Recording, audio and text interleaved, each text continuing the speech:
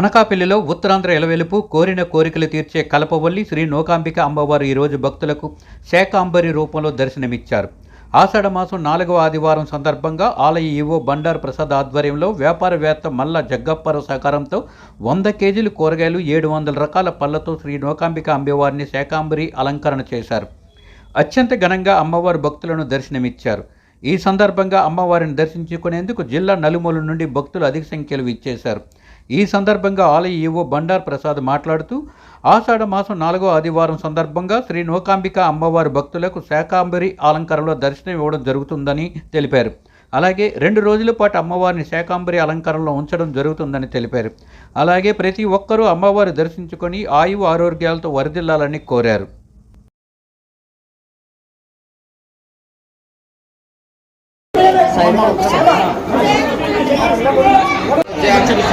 मारुति प्रसाद बाबू हेमलता विशाल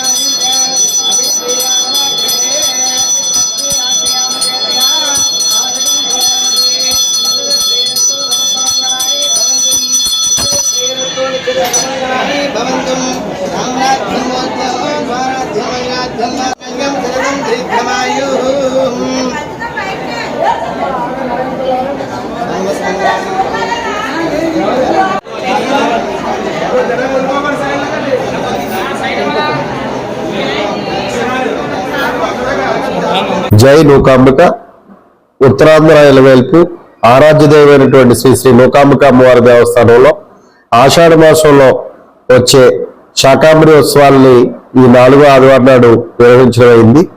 అమ్మవారికి వివిధ రకాలైనటువంటి మేలైనటువంటి పండ్ల జాతుల్ని అదేవిధంగా కూరగాయలతో అమ్మవారికి శాకాంబరి అలంకరణ చేయడం జరిగింది. ఈ అలంకరణ అనంతరం కూడా అమ్మవారి తాలూకా వెలుగు అనేది ఇంకొంచెం పెరిగి చాలా ఆనందదాయకంగా ఉండేటట్టు కనిపిస్తూ ఉండడం వల్ల భక్తులందరూ కూడా వేలాదిగా వచ్చి అమ్మవారిని దర్శించుకుంటూ ఉన్నారు. ఈ అలంకరణ ఈ ఆదివారంతో పాటు సోమవారం మంగళవారం వరకు కూడా ఉంటుంది కాబట్టి భక్తులందరికీ తెలియజేయడం ఏమనగా ఈ ఎవరైనా సరే ఆసక్తిదాయకమైనటువంటి అమ్మవారిని శాకాంబరి అలంకారంలో చూడటానికి అవకాశం ఉన్నందువల్ల వారందరూ కూడా వచ్చి అమ్మవారిని దర్శించుకొని భోగభాగ్యాలతో తొలతూగుతారని ఆశిస్తున్నాం.